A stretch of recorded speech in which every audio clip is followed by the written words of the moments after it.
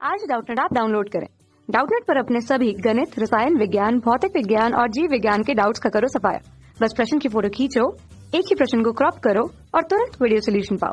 अभी डाउनलोड करें।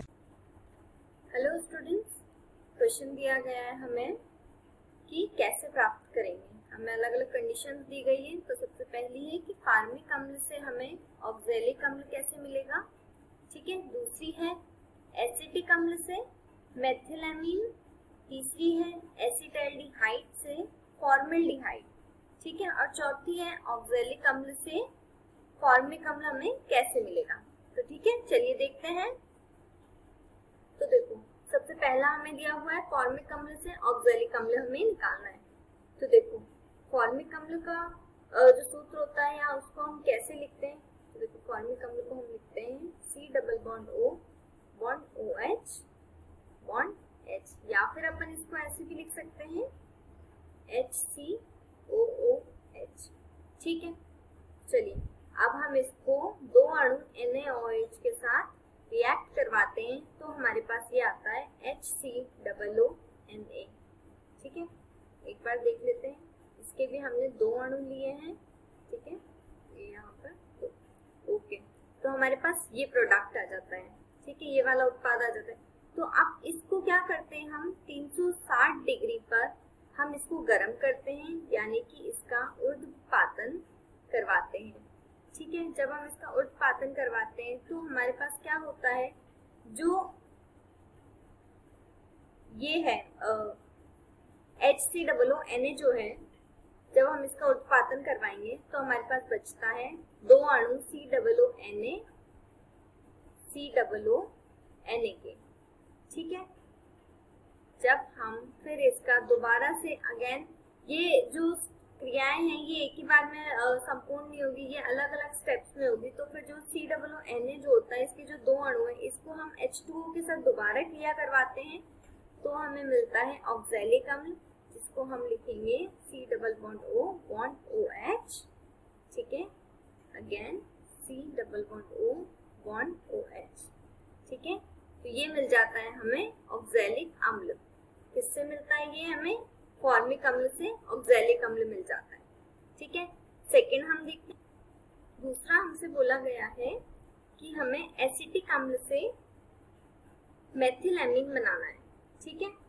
तो देखिए, सेकेंड है एसिटिक अम्ल से मेथिलएमीन। अब देखो, एसिटिक अम्ल या एसिटिक एसिड या फिर इसको एथेनोइक अम्ल भी बोलते हैं, और इसका फॉर्मूला होता है CH3COOH, ठीक है। इससे हमें बनाना है मेथिलएमीन। अब देखो, डायरेक्ट तो बनेगा नहीं, इसमें भी दो तीन स्टेप्स होती हैं। तो देखो, जब हम इसे NH3 यानी कि अमोनिया की उपस्थिति में गर्म करते हैं तो हमारे पास यहाँ पर आता है CH3CONH2, यानी कि एमाइड बनता है। ये जब अमोनिया के साथ गर्म करेंगे तो ये एमाइड में चेंज होगा, और ये कौन सा एमाइड होता है? ये एसिटामाइड होता है या फिर एसिटामाइड होता है, ठीक है। मगर अभी भी हमें मेथिलएमीन नहीं मिला है, ठीक है। तो इसकी दोबारा हम रिएक्शन करवाएंगे Br2OH, यानी कि ये उत्प्रेरक के रूप में काम आता है, ठीक है। ये उत्प्रेरक का काम करता है, और जब भी इसकी इससे ये KOH है ना, KOH, ठीक है।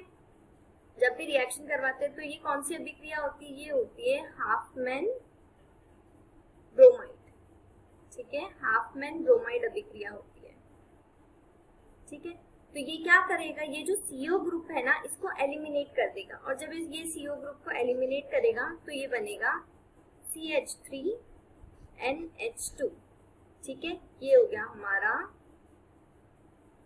मेथिलएमीन, ठीक है। और ये मैं इनके नाम लिख देती हूँ, ये है एसिटिक एसिड, ओके। और CH3CONH2 होता है, एमाइड होता है, तो इसे हम लिखते हैं एसिटामाइड, एसिटामाइड, ठीक है। तो एक और बार देख लेते हैं। एसिटिक एसिड होता है या फिर एथेनोइक अम्ल जिसे बोलते हैं CH3COOH, इसको जब NH3 के साथ गर्म किया जाता है तो हमें मिलता है CH3CONH2, जो कि होता है एसिटामाइड, ठीक है, फिर अगेन इसको हाफमैन ब्रोमाइड अभिक्रिया करवाते हैं Br2 और KOH के साथ, KOH उत्प्रेरक की उपस्थिति में, तो हमें मिलता है CH3NH2 जो कि होता है एथिलएमीन। ठीक है, अब हमें देखते हैं नेक्स्ट, जो कि हमें बोला है एसिटैल्डिहाइड से फॉर्मल्डिहाइड हमें बनाना है। अब देखिए एसिटैल्डिहाइड से फॉर्मल्डिहाइड बनाने के लिए क्या करते हैं, तो देखो इसके लिए इक्वेशन है, हाँ इसको जो है एथेनल से मेथेनल भी बोलते हैं। ठीक है, आप दोनों का नाम सेम है, इसमें जो सूत्र यूज होते हैं वो भी सेम है। ठीक है, अब देखो एसिटैल्डिहाइड जो होता है इसको हम किस तरह से लिखते हैं, एसिटैल्डिहाइड जो होता है इसको हम लिखते हैं CH3CHO, है ना। तो जब हम इसका ऑक्सीकरण करवाते हैं तो देखो यहाँ पर हमें मिलता है CH3COOH जो कि होता है एसिटिक एसिड। जब हमें एसिटिक एसिड मिल जाएगा तो इसको जब हम अमोनिया से NH3 यानी होता है अमोनिया, ठीक है, जब अमोनिया की उपस्थिति में हम इसको गर्म करेंगे तो हमें मिलता है CH3COONH4, ठीक है, जो कि जब हम CH3COONH4, हाँ अमोनियम एसीटेट मिलता है हमें, तो जब दोबारा अमोनियम एसीटेट को हम गर्म करते हैं तो हमें एक एमाइड प्राप्त होता है। एमाइड प्राप्त होता है तो वो एमाइड कौन सा एमाइड कहलाता है, वो कहलाता है एसिटामाइड या फिर एसिट एमाइड। ठीक है, आप कुछ भी देख लीजिए। अगेन फिर जब इसको हम Br2KOH के साथ गर्म करते हैं या फिर इसके साथ हम क्रिया करवाते हैं तो एक रिएक्शन होती है। जब भी Br2 या KOH के साथ करवाते हैं तो ये कहलाती है हाफमैन ब्रोमाइड अभिक्रिया। तो जब हाफमैन ब्रोमाइड अभिक्रिया होती है तो हमें मिलता है मेथिल एमीन यानी कि CH3NH2।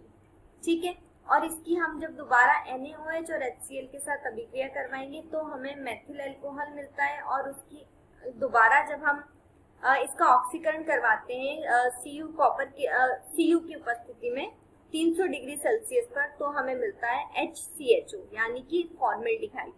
क्या मिलता है हमें, यहाँ पे मिलेगा फॉर्मल्डिहाइड। इसकी बहुत सारी स्टेप्स होती हैं, आप देख पा रहे हैं। एक चीज मैं आपको बता देती हूँ कि एल्डिहाइड जो होता है यानी कि जो CHO होता है, ठीक है, जब उसका हम ऑक्सीकरण करवाते हैं ना तो वो किस में चेंज होता है, वो अम्ल में चेंज हो जाता है। ठीक है, तो देखो जैसे कि एसिटैल्डिहाइड है, एल्डिहाइड ग्रुप है ना, CHO है, तो जब हमने इसका ऑक्सीकरण करवाया तो देखो ये किस में चेंज हो रहा है, एसिटिक एसिड में यानी कि अम्ल में चेंज हो रहा है। देखो बॉन्ड COOH लग रहा है, बॉन्ड COOH लग रहा है। ठीक है, ऐसे होता है। तो फिर अब जब जो एसिटिक एसिड आता है वो जब अमोनिया से रिएक्शन होती है ना उसकी, तो वो हमेशा किसी ना किसी एसीटेट में चेंज होएगा। तो ये कौन सा एसीटेट में चेंज होता है, ये अमोनियम एसीटेट में चेंज हो जाता है। ठीक है, अगेन जब हम इसको गर्म करेंगे तो ये किसी एमाइड में चेंज होगा, मगर कौन सा एमाइड होगा, ये NH2 लग रहा है तो इसलिए ये होगा एसिटामाइड। ठीक है, अगेन Br2KOH जो होता है तो हाफमैन ब्रोमाइड अभिक्रिया होती है, और जब हाफमैन ब्रोमाइड अभिक्रिया होती है तो ये एक एमीन ग्रुप में चेंज होता है जो कहलाता है मेथिल एमीन। ठीक है, अगेन ये जब NaOH के साथ रिएक्शन करता है तो OH जो ग्रुप है उसके साथ मिलकर ये मेथिल अल्कोहल बन जाता है, और देन अगेन जब हम इसका ऑक्सीकरण करवाते हैं तो ये फॉर्मल्डिहाइड में चेंज हो जाता है। ठीक है, ये हो गया हमारा एसिटैल्डिहाइड से फॉर्मल्डिहाइड। अब हम नेक्स्ट देखते हैं।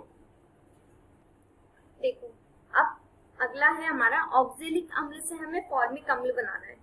ठीक है, अब देखो ये भी बहुत सारी स्टेप्स में होगा, डायरेक्ट हमें ऑक्जेलिक अम्ल से फॉर्मिक अम्ल नहीं मिलेगा।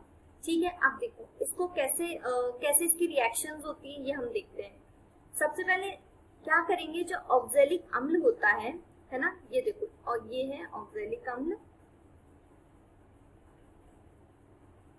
ये है ऑक्जेलिक अम्ल। ऑक्जेलिक अम्ल का सूत्र होता है और ये COOH बॉन्ड COOH, ये होता है ऑक्जेलिक अम्ल। ठीक है, और इसकी जब हम क्रिया करवाएंगे किससे, ग्लिसरॉल से। ये है इधर हमारा ग्लिसरॉल। ग्लिसरॉल क्या है, CH2OH bond CHOH bond CH2OH। ठीक है, ये है हमारा ग्लिसरॉल। जब हम इसकी इससे क्रिया करवाएंगे 110 डिग्री सेल्सियस पर, तब क्या होगा, इसमें से H2O के जो अणु हैं वो निकल जाएंगे, यानी कि जल के जो अणु हैं वो निकल जाएंगे, और जब जल के अणु निकल जाएंगे तो उससे हमें प्राप्त होगा ये। ठीक है, ये क्या है, इसका नाम क्या है, इसका नाम है ग्लिसरॉल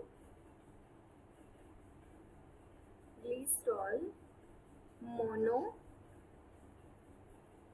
ऑक्सलेट।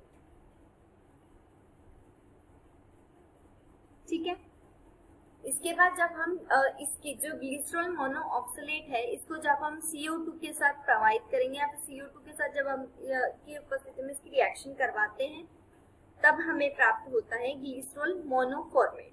ठीक है, ये जो है ये होता है, इसका नाम है ग्लिसरॉल मोनोफॉर्मेट।